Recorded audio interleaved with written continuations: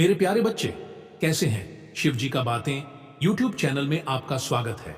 ओम नमः शिवाय। हर हर महादेव। प्यारे बच्चों, कैसे हो तुम? आज तुम्हारे महादेव जी, तुम्हारे भोलेनाथ जी तुम्हारे लिए एक बहुत ही महत्वपूर्ण और दुर्लभ संदेश लेकर आए हैं। यह संदेश तुम्हारे जीवन से जुड़ा हुआ है, तो इसे सुनना तुम्हारे लिए बहुत ही जरूरी है। आज का यह संदेश दिव्य लोक से सिर्फ तुम्हारे लिए भेजा गया है। सिर्फ तुम्हें ही चुना गया है इस संदेश के लिए। यदि यह तुम्हें प्राप्त हो गया है तो इसे स्वीकार करो, इसे अपने भीतर ग्रहण करो, क्योंकि मेरे बच्चे, तुम्हारे महादेव जी तुम्हारे पास चलकर तुम्हारे लिए संदेश लेकर आए हैं। तो तुम क्या इतना नहीं कर सकते हो? इसलिए मेरे बच्चे, इसे अनदेखा करके बिल्कुल भी मत जाना। इसे पूरा सुनना, क्योंकि इसमें तुम्हारा वह सत्य है जो आज तक तुम्हें पता नहीं था। यदि तुम इस संदेश को इग्नोर करके जाते हो तो तुम्हारा बहुत भारी नुकसान भी हो सकता है, क्योंकि महादेव जी तुम्हारे लिए सुखता लाए हैं और इस मौके को, और यदि तुम इस संदेश को इग्नोर करोगे तो अशुभ प्रकट हो जाएगी और तुम्हारे साथ अशुभ होने लगेगी। फिर अपने महादेव जी को, अपने भोलेनाथ जी को मत कहना। क्यों? मैं तुम्हें जो भी बताने आता हूं वह तुम्हारे जीवन से जुड़ा हुआ सत्य होता है। मेरे बच्चे, यदि अपने भोलेनाथ पर पूर्ण विश्वास और श्रद्धा है तो इस संदेश को तुरंत लाइक कर दीजिए और हमारे चैनल महादेव का आशीर्वाद को सब्सक्राइब करके कमेंट में जय भोलेनाथ, जय माता पार्वती, जय माता लक्ष्मी, जय हनुमान, जय बजरंगबली टाइप कर दीजिए। और साथ ही साथ कमेंट बॉक्स में अपनी राशि भी टाइप कर देना, ताकि मैं तुम्हें राशि के अनुसार कुछ उपाय और जानकारियां दे सकूं, जिससे तुम्हारी समस्याओं का निवारण और अंत हो सके। मेरे बच्चे, तुम्हारे महादेव जी, तुम्हारे भोलेनाथ जी तुम्हारे लिए ऐसी ऐसी योजनाओं और क्रियाकलापों का निर्माण करते रहते हैं जो तुम्हारे लिए हितकर होती हैं और तुम्हारे भविष्य को उज्जवल बनाने के लिए पर्याप्त होती है। क्योंकि जो महादेव जी का बनाया हुआ होगा तो वह होने वाला तो अवश्य है, उसमें कोई रुकावट तो उत्पन्न होने का नाम नहीं ले सकती है। तो मेरे प्यारे बच्चे, न्याय की घड़ी अब आ गई है। अब तुम्हारे साथ न्याय होगा। जिसने जिसने भी तुम्हें पीड़ा दी है, जिसने जिसने तुम्हें दुख तकलीफ और तुम्हें आकर सताया है, उनसे अब तुम्हारा न्याय लिया जाएगा, तुम्हें न्याय दिलाया जाएगा। अब तुम्हारे महादेव जी तुम्हें न्याय दिलाने के लिए आए हैं, क्योंकि आज तक तुम्हें सिर्फ पीड़ित और परेशान किया गया है। तुम्हारा किसी ने कोई साथ नहीं दिया और ना ही सहयोग किया। जितना तुम कर पाए उतना ही किया, ना ज्यादा ना कम। और लोगों ने तुम्हें परेशान करने का अथक प्रयास किया, क्योंकि तुम बहुत ही दुर्बल और शांत स्वभाव के थे। तुम्हारी कमजोरी की वजह से लोग तुम्हें डरवा धमकाते थे और तुम्हें पीड़ित करते थे। मेरे बच्चे, तुम जब अपना सीधी रास्ता जा रहे होते तभी लोग तुम्हें नहीं जाने देते। यदि तुम जाने का प्रयास भी करते तो लोग पीछे से पत्थर फेंक कर मारते और बात बोलते जो तुम्हारे हृदय को छू जाती। तुम रोते हुए अपने रास्ते को चले जाते और पीछे मुड़कर भी न देखते कि कौन क्या मेरे साथ कर रहा है। तुम सिर्फ अपने परमात्मा पर, अपने भगवान पर, अपने भोलेनाथ पर यह सब चीज छोड़ देते कि मेरे भगवान ही अब मेरा न्याय करेंगे और मुझे न्याय दिलाएंगे, क्योंकि मैं अब इस जिंदगी से बहुत ही तंग आ गया हूं। क्योंकि एक दिन का हो तो कहा जाए यह तो प्रतिदिन का कार्य हो गया है। रोज के रोज लोग मुझे परेशान ही करते रहते हैं। कोई कभी मुझे अच्छा नहीं कहता है और ना ही मेरे साथ चलता है और ना ही मेरा साथ देता है। मैं जो भी करता हूं वह अकेला ही करता हूं। मेरे पास कोई बैठने के लिए भी नहीं आता है और ना मुझसे कोई कुछ पूछ और है और ना ही कोई बात करता है। इसलिए मैं बहुत ही चिंतित और व्याकुल रहता हूं। मेरे बच्चे, यह सोचना भी तुम्हारा जायज है, क्योंकि इतना कष्ट जिसको भी मिलेगा वह सहन करे, चाहे वह कोई भी कार्य हो। मेरे प्यारे बच्चे, अब तुम्हें चिंता नहीं करना है। अब तो तुम्हें मेहनत के साथ आगे बढ़ाना है, क्योंकि अब तो तुम्हारे भोलेनाथ जी तुम्हारे साथ हैं। क्या तुम्हें ऐसा नहीं लगता है? यह जो मैं बता रहा हूं, इन बातों पर तुम्हें विश्वास नहीं लगता। तुम्हें अपने महादेव जी पर, अपने भोलेनाथ जी पर विश्वास नहीं है। यदि है तो हां टाइप करें कि हां, मुझे अपने भोलेनाथ जी पर पूर्ण विश्वास है। वह मुझे न्याय दिलाएंगे, वह मेरी आशाओं को पूर्ण करेंगे। और मेरे एक एक आंसुओं का बदला लेंगे। ऐसा मेरे भोलेनाथ जी अवश्य करेंगे। मेरे बच्चे, पीछे का जो टाइम तुम्हारा बीत गया सो बीत गया। पीछे तुम्हारे जीवन में जितनी भी दिक्कत है, परेशानी थी, वह तो हो नहीं थी, क्योंकि कुछ चीजें ऐसी होती हैं जो तुम्हारे जीवन से बहुत गहराई से जुड़ी होती हैं, इसीलिए उन्हें तो होना ही होता है। परंतु मेरे बच्चे, अब आगे आने वाला जो समय है वह तुम्हारे लिए बेहतर बनाया जाएगा। उसमें सुनहरा मौका तुम्हारे लिए लेकर आया जाएगा, क्योंकि बात वह नहीं है कि कितने लोगों ने परेशान और पीड़ित किया। उन्होंने जो किया वह अपना कर्म किया, वह उनका कर्म है। उन्होंने तुम्हारे साथ अच्छा किया तो बुरा किया तो, परंतु यदि तुमने बुरा किया होता तो आज महादेव जी तुम्हारे साथ उपस्थित ना होते और तुम्हारे सामने खड़े होकर बात ना कर रहे होते। यह तुम्हारे सहन करने की क्षमता है।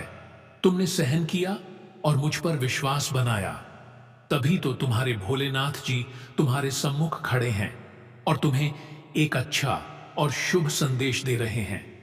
मेरे बच्चे, इंसान की इंसानियत उसी को कहा जाता है जब इंसान एक दूसरे की अहमियत और गरिमा को समझे, एक दूसरे के दुख और तकलीफों को समझे।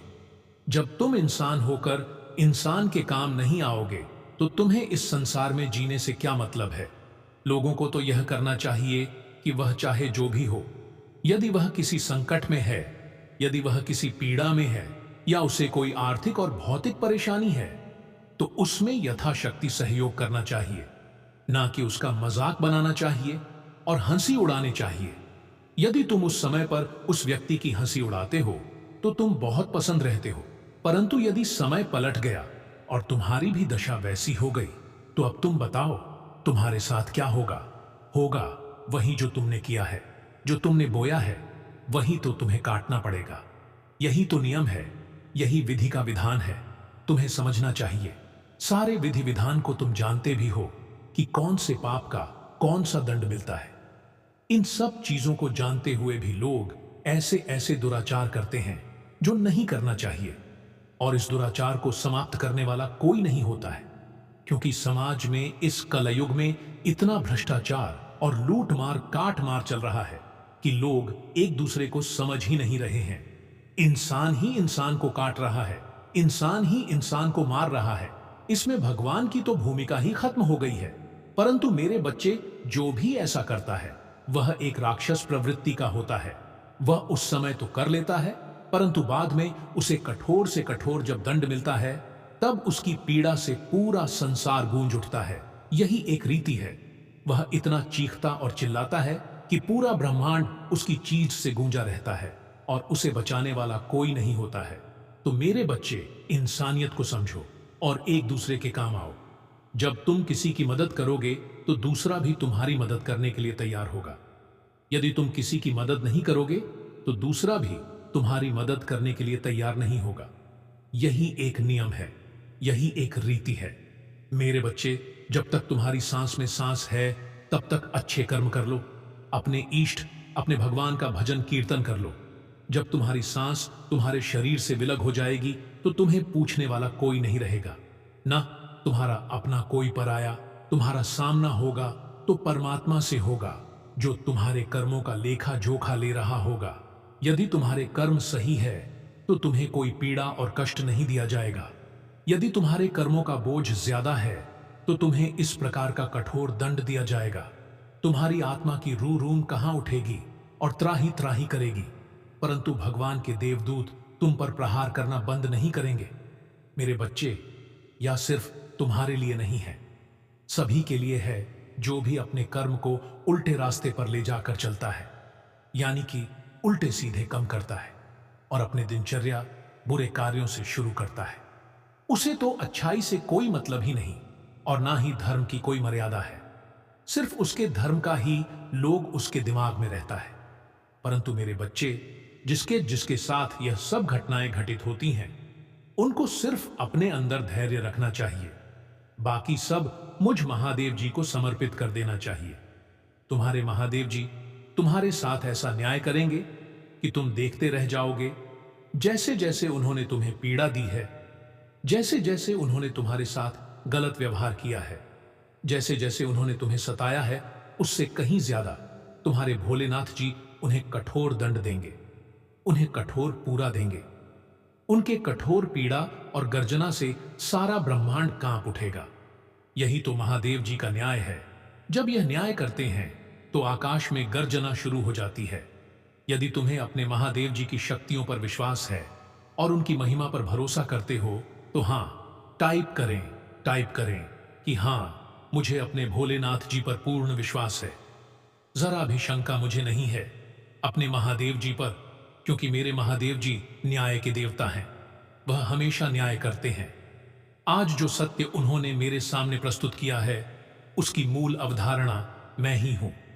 मेरे जीवन में ही ऐसी घटनाओं का क्रम हुआ है। मैं ही इन घटनाओं के बीच में पिस रहा हूं। तो आज मेरे महादेव जी ने मुझे यह सब बात कर मुझ पर अपनी कृपा दृष्टि की है, और ऐसी कृपा दृष्टि की है जिससे कि मैं बहुत ही प्रसन्न हो गया हूं। आज तक मैं अभी तक खुश नहीं हुआ था और ना ही मेरे मुख पर तनिक भी प्रसन्नता थी। आज मैं अपने महादेव जी की, अपने भोलेनाथ जी की बातों को सुनकर बहुत प्रसन्न हुआ। मेरा मुख प्रसन्नता से उभरा हुआ है। मैं, देखते हो, क्या अभी तक रो रहा था। यह संसार कितना मतलबी है। कोई भी मुझे साथ देने के लिए नहीं आ रहा है और ना ही मेरी कोई मदद करने के लिए तैयार है। मैं देख रहा था कि इस संसार को भगवान ने किस निर्दयता से बनाया है। जो यहाँ के इंसान एक दूसरे के लिए नहीं बने हैं, सिर्फ वह बने हैं तो मारने और काटने के लिए बने हैं। ऐसी तो दशा इस संसार की हो गई है जिसे देखकर 7 पीढ़ियां कांपने लगते हैं। मेरे प्रभु, मैं आपसे एक विनती करना चाहता हूं। आपने इतना गौर कलयुग क्यों बनाया? इस कलयुग में यदि इसी प्रकार से चलता रहा तो यहां पर लोगों का जीने से क्या मतलब है? सब एक दूसरे में ही लड़ झगड़ कर मर जाएंगे। एक दूसरे का ही देखा नहीं देखा जा रहा है। मेरे प्रभु, इस कलयुग रूपी संसार को, जो इसमें लिप्स और तृष्णा भरी हुई है, उसे दूर करो। इंसान को सब बुद्धि दो।